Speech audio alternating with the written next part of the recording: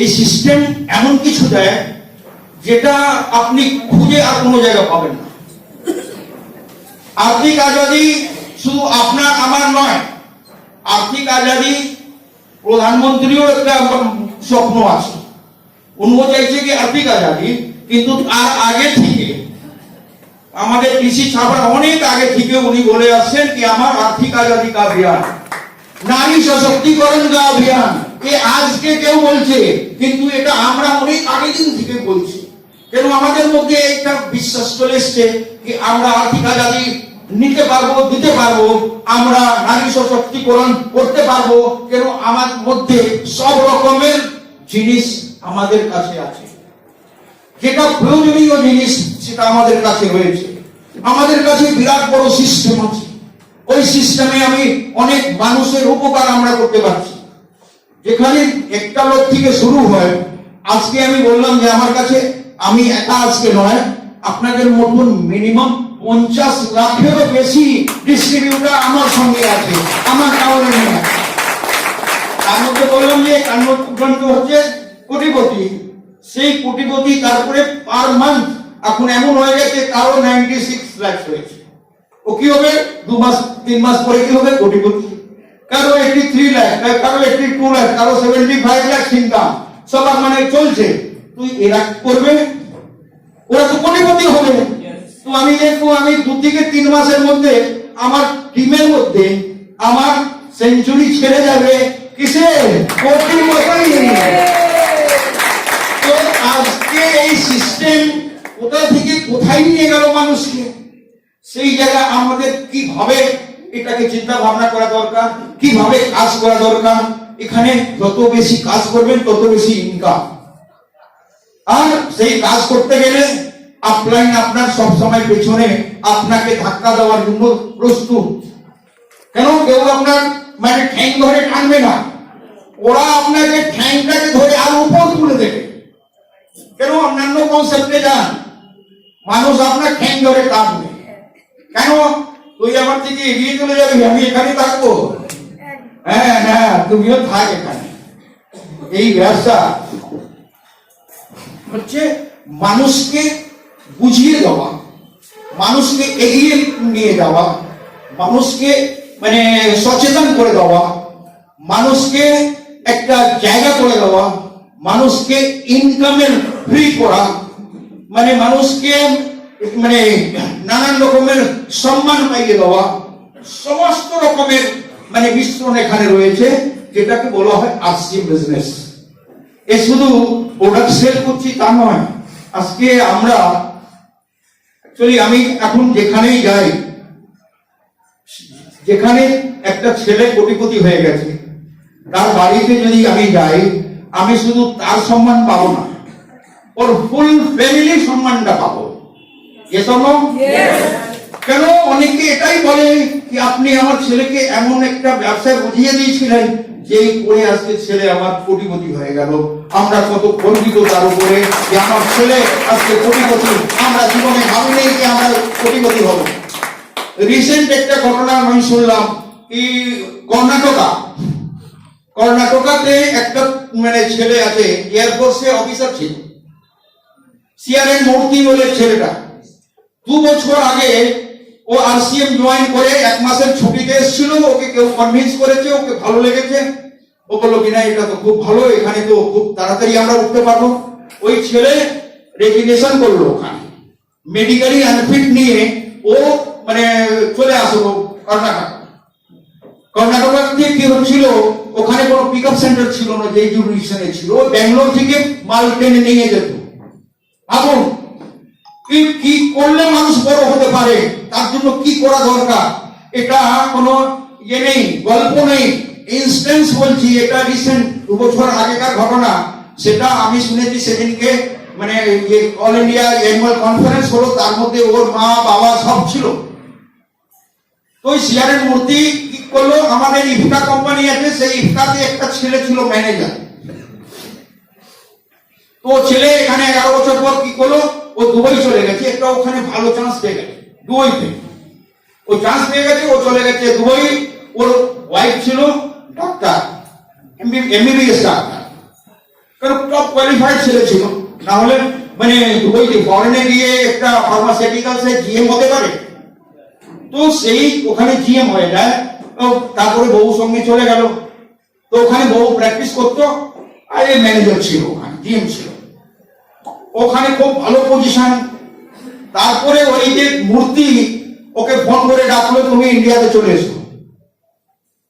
ইন্ডিয়াতে যখন এসছে, এবার এ ওকে কনসেপ্ট বোঝাচ্ছে, আর সে বোঝাচ্ছে, মানে বোঝাম ফ্রেন্ড ছিল, যাকে ফার্স্ট ফ্রেন্ড বলা যায়, কি ও যা বলবে তাই করতে পারে। সেখানে মা বাবাও যদি আটকায়, তাহলেও ফ্রেন্ডের কথাটা বেশি গুরুত্ব দেবে, কারণ মা বাবা থেকে বেশি কোয়ালিফাইড মানে হচ্ছে এই ফ্রেন্ড। তো ও যখন ওকে বোঝালো, তখন ওর বাড়ির লোকেরা কিন্তু খুব ডিসস্যাটিসফাই, মা বাবা ডিসস্যাটিসফাই, ওর বউও ডিসস্যাটিসফাই। বলে কত সুন্দর আমরা ওখানে ছিলাম, আমি প্র্যাকটিস করতাম, তুমি চাকরি করতে, কি তেল সাবান বিক্রি করবে এখানে সেখানে। ভাবুন, কিন্তু মূর্তি ওকে যা বুঝিয়েছে যে আমি তোমার বন্ধু নয়, যদি মরি দুজন একসঙ্গে মরবো, না হলে আমি উঠবো, তাহলে আমি তোমাকে নিয়ে উঠতে চাই, বলো তুমি কি করবে। এবার ওই ছেলে বললো, না তাহলে চলো করি, আমরা আর্সিং করি। এক মানে প্ল্যান শুনে আমারও ভালো লাগছে। এবার ও দুজন কাজ শুরু করলো, মাত্র 2 বছর কাজ করেছে। 2 বছর কাজ করে মূর্তি আজকে মানে স্টার রুবি হয়ে গেছে, আর ওই ছেলেটা হয়েছে রুবি। এবার ওর বউ বলছে কিনা আমরা হাইলি স্যাটিসফাই, এবার মা বাবা বলছে আমরা হাইলি স্যাটিসফাই। আগে ভাবতাম বোধহয় এখানে কিছু করতে পারবে না, কিন্তু যেই কাজে 10 বছরে 11 বছরে পারেনি জিএম হিসেবে, সেখান থেকে 2 বছর হচ্ছে অনেক বেশি এখানে পেয়েছি। তাই আরসিএম জিন্দাবাদ, আরসিএম জিন্দাবাদ। মানে তারা মা বাবা, মানে একদিনে তো সব হবে না, তবুও আপনারা যখন এসছেন, বিশ্বাস করুন সিস্টেমকে, বিশ্বাস করুন আরসিএম প্রোডাক্টকে, বিশ্বাস করুন কোম্পানিকে, আর কারো কথা না শুনে, কাউকে জিজ্ঞেস না করে, না হলে ওই বাবা হবেন না মামা হবেন, সেই জিনিসটা মনে রাখবেন। ওই এক্সাম্পলটা কি আপনি আপলাইন হবেন না ডাউনলাইন হবেন। আপনি যদি দেরি করেন তাহলে ডাউনলাইন হবেন, আর যদি সঙ্গে সঙ্গে জয়েন করেন তাহলে কারো আপলাইন হবেন। তাই নতুন জন্য এই আমার মেসেজ থাকলো। আর সঙ্গে আমার একটা আরো মেসেজ আছে, কি দেখুন কাজ করতে এসছি, তাহলে আমার একটা কথা, ওটা অ্যাকচুয়ালি ইংরেজিতে, তাও বলছি কি আমি এই মন্ত্র দিয়েছিলাম সেদিনকে, ববলু স্যার মিটিং ছিল, সেখানে শেষে বলেছিলাম কি সবাই এটা মনে করো, যদি ডায়েরি নোট নিয়ে এসছো তো নোট করো, আর না হলে তো চিন্তা নেই, মনে থাকবে না।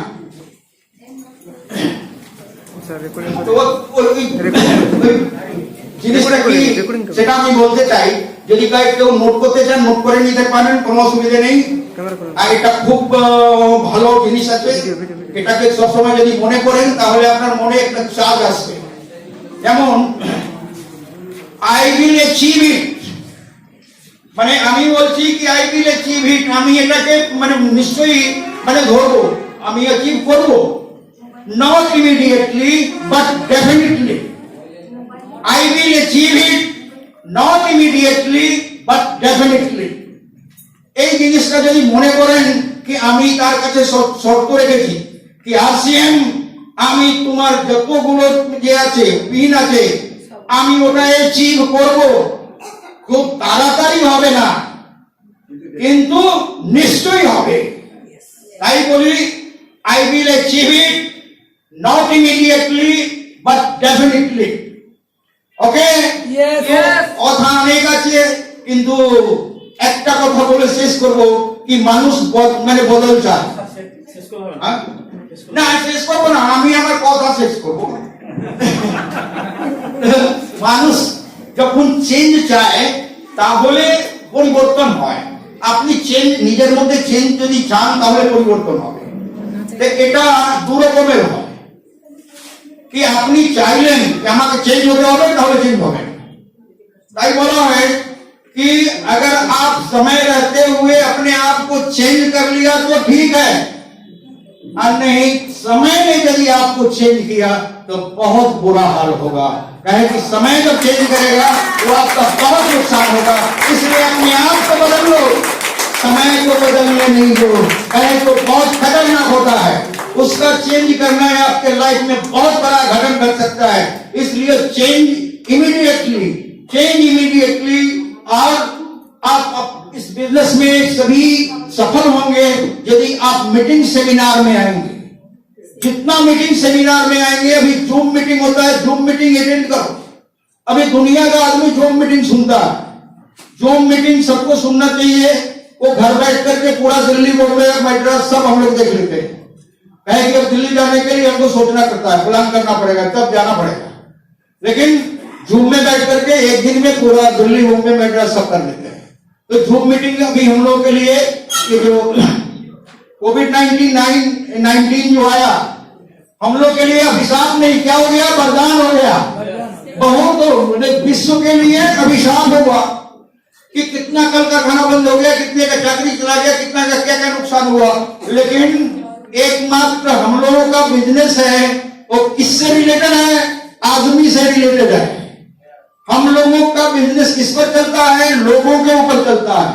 तो आदमी जब तक पृथ्वी पर रहेगा, उसको खाना खाना पड़ेगा, स्नान करना पड़ेगा, कपड़ा धोना पड़ेगा। अगर वो यहाँ जिंदगी भर मैंने इस पर रहेगा, पृथ्वी पर रहेगा, तो ये हमारा नेटवर्क हमेशा के लिए चलता रहेगा, कोई इसको मिटा नहीं सकता। আমরা এমন কনসার্নে কাজ করি যেই কনসার্ন আজকে অযুবা। এটা প্রাইভেট নয়। আগে মানুষ বলতো প্রাইভেট কোম্পানি। ওটা কেমন হতো? ওটা হতো कि हिस्ट्री ज्योग्राफी है बेवफा, रात को पढ़ो सुबह सफा। हेलो, कि हिस्ट्री ज्योग्राफी है बेवफा। बेवफा किसको कहते हैं? कि बेकार। हिस्ट्री ज्योग्राफी है बेवफा, रात में पढ़ो सुबह सफा। यानी रात्रि बेला पढ़लेन, सकाल बेला आবার নেই। তো কেমন ছিল আগেকার কোম্পানি? সেই কোম্পানি মানে যারা নকল করে এসেছিল তারা সব শেষ হয়ে গেল।